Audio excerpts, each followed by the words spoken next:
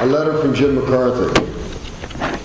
I want to first apologize for not being there in person and offer my heartfelt thank you for your support of the foundation. When we started the foundation, we were broke. We didn't even have enough money to pay the attorneys to set up the legal structure. So John Small lent us $8,000 to handle all that paperwork. Years later, it is so gratifying to realize how far we have come. We have donated more than $2 million in helping others since then. I would like to share some of those important memories I have had for our work with these wonderful organizations. I remember one lady that was able to scrap together enough money to buy some pots and pans. She was so excited she would have thought you'd just bought a diamond ring. She couldn't wait to show her neighbor new pots and pans. It was such a psychological boost for her that she was able to buy them herself instead of just getting a handout. One time I saw an old man in his early 90s walking up the street with his grandson.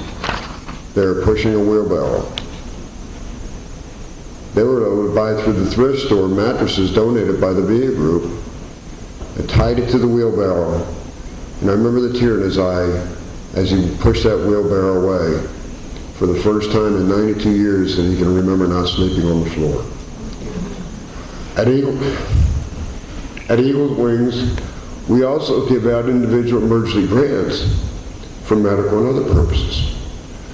One recipient was a young man from Bucerias, only 23, who was in dire need of heart surgery. He was able to raise enough money so he could graduate, so we granted him an additional $7,000 required to finish his graduate work. He came through it and went on to get a job and have a family. One of the most significant impacts we've had is in the area of education. I knew the director of the schools in some of the outlying areas of Vallarta. And one day he took me to the top of the mountain in the Refugio, which is in a rural town. He showed me the surrounding fields and told me that most of the students who were able to go to school work in the fields all morning and then go to school at night. For some of them, it was a 2-hour walk each way. A horrible, sad thing happened when two 14-year-old girls were accosted and raped on their way to school in the dark.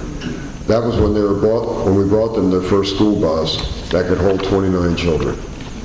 With the bus, they were able to expand their territory and see children from all over who were going to school. That was when we brought them the bigger bus for 72 children. It's been a privilege one year when the children honored me at their high school graduation who had rode that bus to school. The DIF. One of the things that's so touching is the look on the youngsters' eyes when they hand them their scholarship money. For these kids that are so very poor, an education is the only way out of poverty. It literally changes their lives. Most of the time, the kids give you big hugs, but once there was a little boy who was very shy and hung back. Finally he approached and had his hand behind his back and brought it forward. It was a small bottle of aftershave lotion that the children had all chipped in for, scraping together a few pesos. It was such a huge sacrifice for them. It remains one of my most special gifts. One thing I'm very proud of was forming the comité. Through the Eagles Wings, we started getting to know many charitable organizations, but realized there was no contact between them. With the help of Eva Contreras, the Eagles Wings board, Juan Carlos Camarano, to name a few, Kelly Trainer, we founded the Comité de las Naciones Alas de Eagle to help these organizations get to know each other, discuss their challenges, support each other, help brainstorm solutions to problems. What started as a group of 7 organizations has now grown to 39.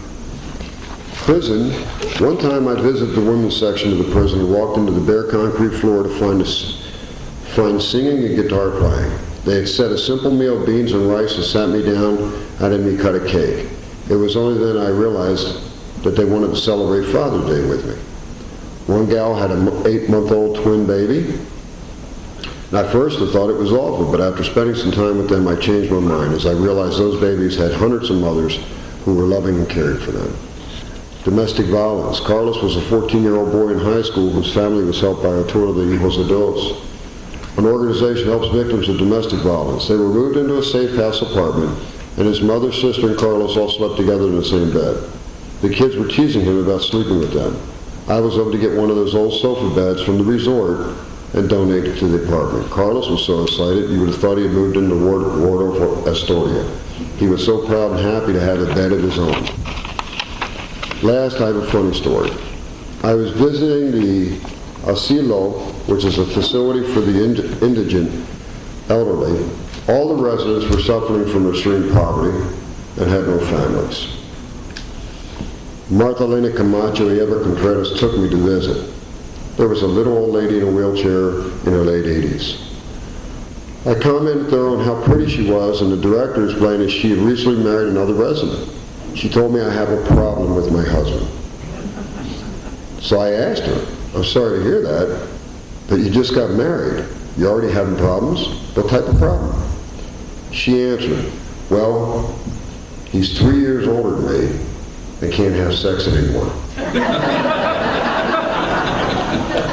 Obviously, I had no advice for her. Thank you for allowing me to share my memories with you. I hope that when you are watching the wonderful videos Cecil put together, that you look at each face and each smile, and know that it is in your power to affect the lives of these people that need our help oh so urgently. Thank you again for your support year after year, and hopefully I'll see you in person next year. Jim McCarthy.